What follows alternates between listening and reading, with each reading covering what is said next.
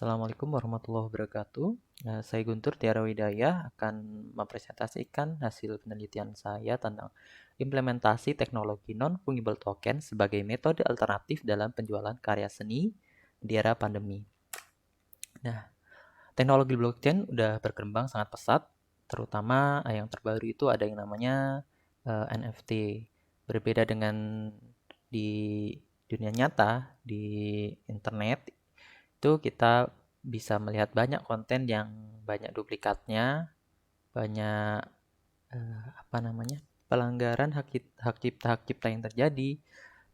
Adapun konten-konten yang bisa dibuat dengan NFT ini sangat banyak ya.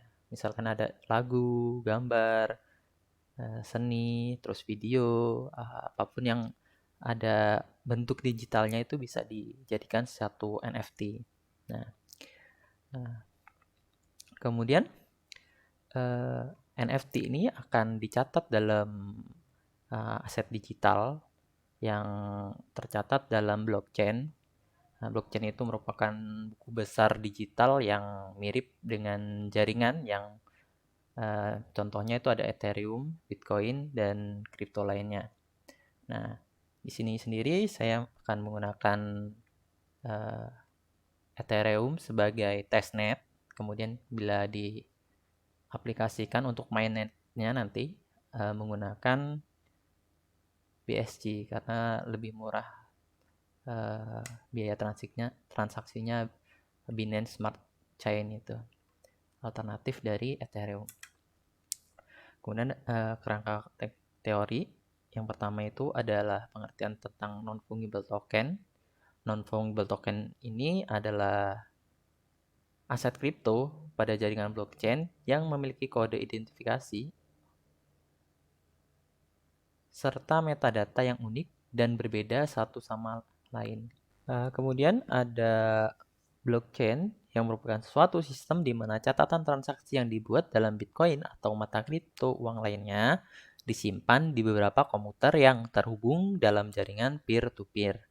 Kemudian ada smart contract, merupakan kontrak yang dijalankan sendiri dengan ketentuan perjanjian antara pembeli dan penjual yang langsung ditulis ke dalam baris kode.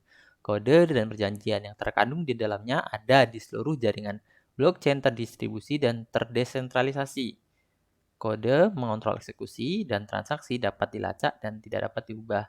Jadi merupakan suatu kontrak pintar yang diaplikasikan ke dalam network dari blockchain. Nah, contohnya smart contract yang dideploy di Ethereum akan berjalan di jaringan Ethereum seperti itu. Nah, kemudian ada langkah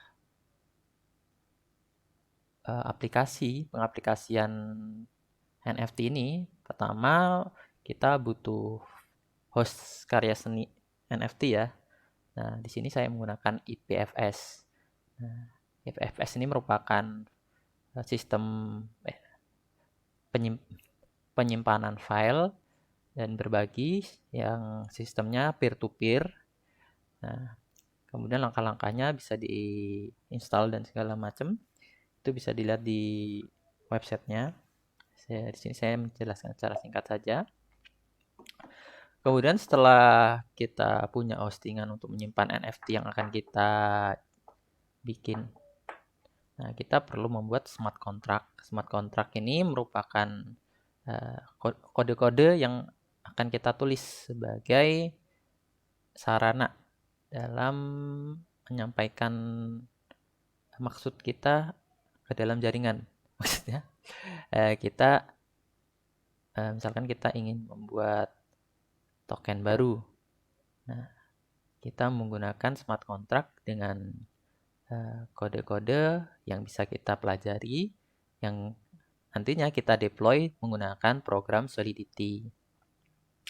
Nah, ini merupakan salah satu contoh baris kode Solidity Network ya. Solidity Network. Solidity menggunakan program Solidity, Pragma Solidity ini menggunakan versi 8. Nah, ini ada baris import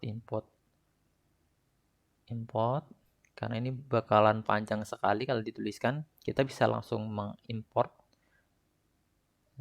Ownable Sol kalau di jabarkan akan panjang, tapi ini kita buat kontrak sederhana.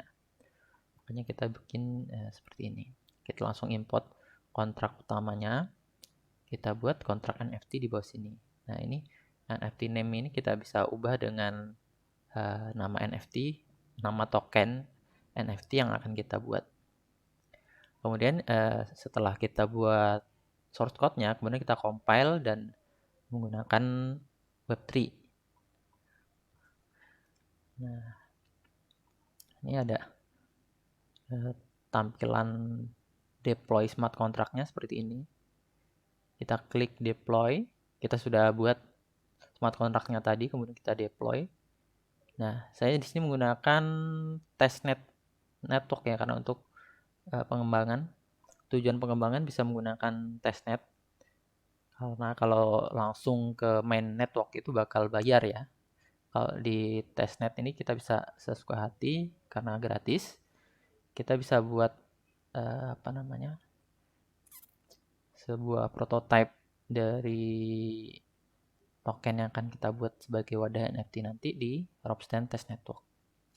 Ini tampilan MetaMask untuk konfirmasi transaksi. Nih, kalau bayar beneran ini 0,002 ETH atau sekitar $1 atau 14.000 sekian. Nah, ini ada fungsi transfer ownership untuk menarik pihak luar dari mengambil token dari pengguna lain. Nah, kita mengambil kepemilikan token ini agar kita menjadi pemilik token sehingga tidak dapat disalahgunakan oleh pemilik token pengguna yang lain karena kita sudah men-set ownership-nya kepada kita.